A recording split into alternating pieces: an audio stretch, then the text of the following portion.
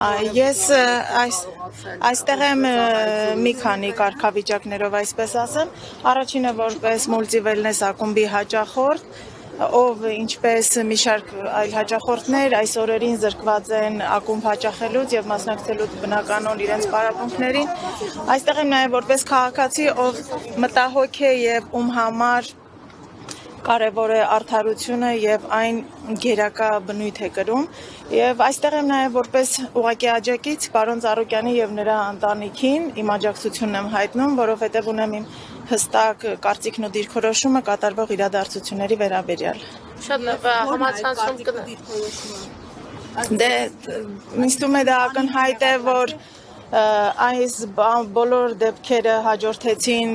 պարոն Ծառուկյանի քաղաքական պայքարի մեջ մտնելու եւ նախընտրական քարոզարշավի ժամանակ սկսած եւ որոնք շարունակվեցին հետ ընտրական գործողություններով եւ մի շարք հայտարարություններով, կարելի ասել, որ սրանք սպասելի գործողություններ էին, սակայն այդ ամենից դժում է նաեւ շարքային քաղաքացին, Տուժում են աշխատակիցները, ովքեր ունեն հացի խնդիր, ովքեր այս պահին պարապուրդի են մատնված եւ չգիտեն իրենց հետագա անելիքները։ Ներողություն, դուք փաթեթով եք այստեղ համարվելու եւ ինչքան ժամանակով եւ փաստորեն տուժում եք, հա, այս դեպքում ձեր Այո, իհարկե։ Ինչքան է կորցրել եւ այսօրեն հնարավորություն օգտվելու։ Հստակ գումարի մասին չեմ ուզում խոսել, տարեկան փաթեթներով եւ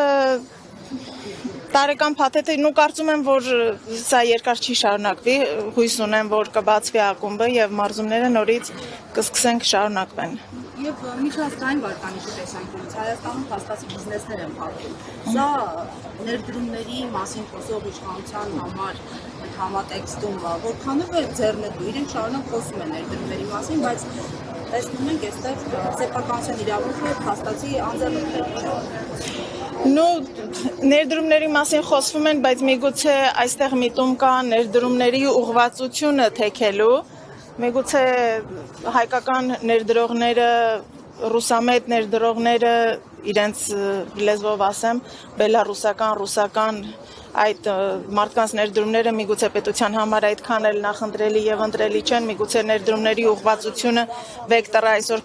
փորձում են փոխել այլ ուղղություն, դրա համար չունեն նման մտահոգություն, որ բիզնեսները փակվում են։